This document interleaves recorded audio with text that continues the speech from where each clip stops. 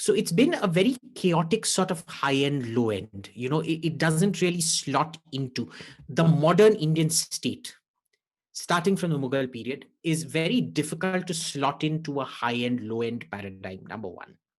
Number two, even since 1947, we have seen cycles, and these are the micro cycles within the larger narrative, which is that, when you look at Nehru's style of functioning, it was quite federal in that he used to consult. I mean, he used to mostly ignore advice from everybody else.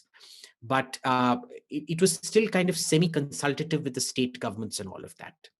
Indira Gandhi changes that. She centralizes it. But the problem is when you centralize, you need to have the economic development that goes with that centralization. So you never saw the economic development keep pace with the centralization. The benefits of the state weren't visible to everybody. Rural violence was abysmally high. We talk a lot about rural violence, rapes and Gauhatya and all of that today. And that's because of social media, because the reporting has gone up. I agree. It's not that the violence has gone up, it's the reporting of the violence that's gone up. Actually, if you look at it, the violence has actually probably come down quite a bit. So there was this fundamental mismatch, and that is why you see the coalition era come in, which is sort of the, again, paradoxically, it's going back to sort of a low-end state, even though India is urbanizing rapidly.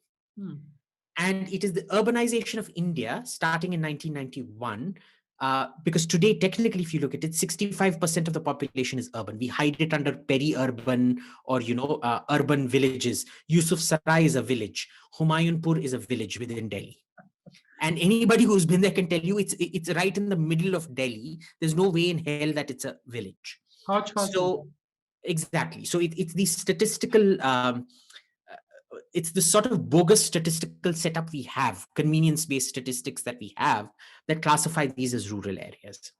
And it is the same tendency. It is the urbanization of 1991 that starts off in 1991 that takes a population that's only 30% urban and makes it 65% urban, that produces Narendra Modi again with a majority government, which is a reflection. So the coalition period of 30 years from Narasimha Rao, not just after Narasimha Rao to, before after Narasimha Rao, right up to the UPA, was a reflection of the mismatch between Indira Gandhi's policies and the centralized state Indira Gandhi created.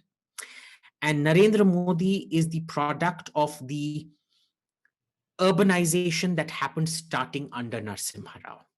It's a very natural movement towards a strong central government or away from a strong central government. But yeah, I think